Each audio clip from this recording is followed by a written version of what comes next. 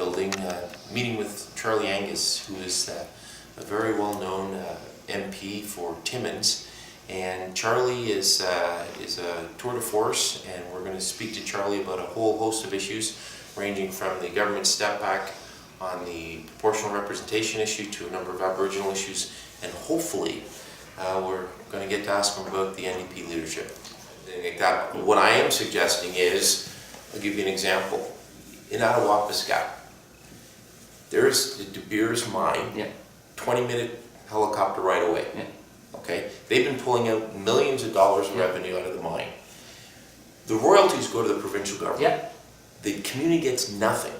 Now, the problem is, one of the problems there is, how do you get workers from Attawapiskat to that mine if they want to work there?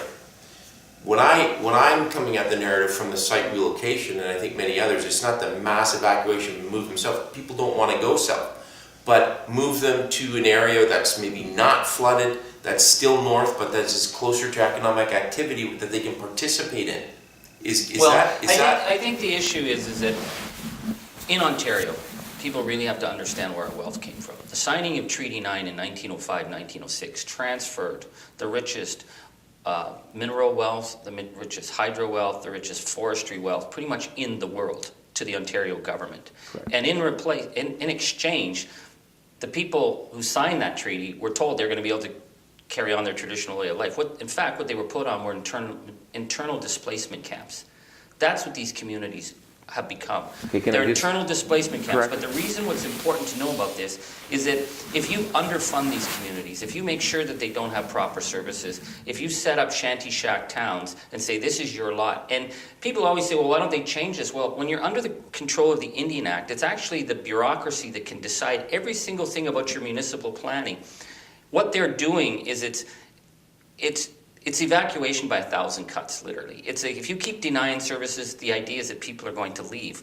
But what people need to understand is that Indigenous relationship to the land is so strong. People have survived so much abuse and death and suffering. Their relationship to the land is as strong and stronger than it's ever been. So the way I come at it is, why are we not making sure that we at least have proper schools, proper houses? If people want to get out and get education, that's great. Why aren't we connecting roads in because mineral development is going to happen, so that we can at least give people a choice? But what we're doing now is people are not being given a choice of where they want to go in the future, and that's what's killing the potential for this generation, the enormous power that this young generation could unleash in our country if we provide the education and the opportunities. This is what keeps me up at night, is seeing these children and seeing the hope one year and then seeing the lack of hope the next year. I guess the question to that would be, I mean, you're absolutely right. These agreements 100 years ago signed away control of vast amounts of resources and wealth away from our First Nations people to the government. And I don't think anyone will question the importance of the closeness to the land, access to the land. But 100 years ago, when they were on the land, they weren't confined to these government-run internment camps. And now you've had 7 or 8 generations of people being essentially, in my observation, forced on to a welfare state system up there that is completely controlled by a department that takes away any ability of these people living in these communities to have any say in their lives in terms of what they're doing. So how do we fix that? How do we get rid of these internment camps? Is it just a funding thing? I think a lot of this is the Canadian question, and our century is now having to deal with what we didn't deal with in the last century. I look at the young people and I see enormous potential. So let's put schools in. Let's give young people the opportunity to create a future.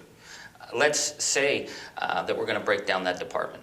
It has to be broken down. You couldn't do a worse job than the way the department is operated. Some have said, if I may, Charlie, that which is, I think, a very innovative idea, that they should get rid of the department completely, and that they should transfer through Treasury Board agreements or whatever the money that goes into the department to the communities.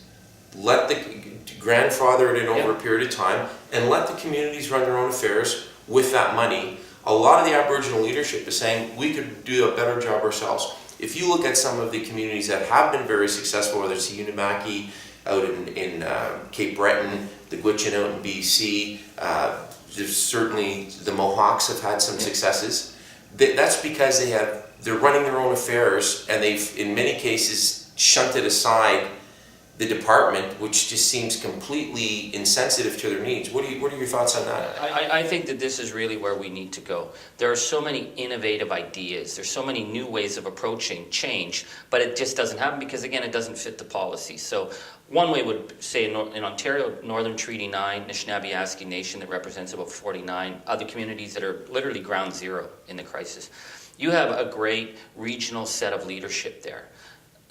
If you transferred the funding for, say, mental health and education, where they can do block planning for each of the communities, so you're doing long-term funding of proactive programming rather than waiting what we have now. You wait till there's a crisis, you wait till a whole bunch of kids die, then you spend millions of dollars to make it look like you're doing something, then when that's done, you pull the resources out and the cycle starts again. This is what happened in Ottawa. This is what's happening in Ottawa. It's happened. It's a cycle of repetition. So what you do is you transfer the decision making on that regional basis, so that because some communities are very small, some are larger, but you build up systems of health and education where the people who are delivering those services come from health and education. They're not just bureaucrats. And for the overall national program, you set up a national a native Indigenous Auditor General. What we in the communities want this too. You want to make sure that are we setting the targets we need? Are we getting the results? So we can start going in this direction. This is what Canadians don't need to know all the details about it, but Canadians do want change to happen. And this is in 2017 is the question. It's our 150th anniversary as a nation. Surely to God, we can start to move beyond a colonial system that keeps such a large part of our population literally as a captive population.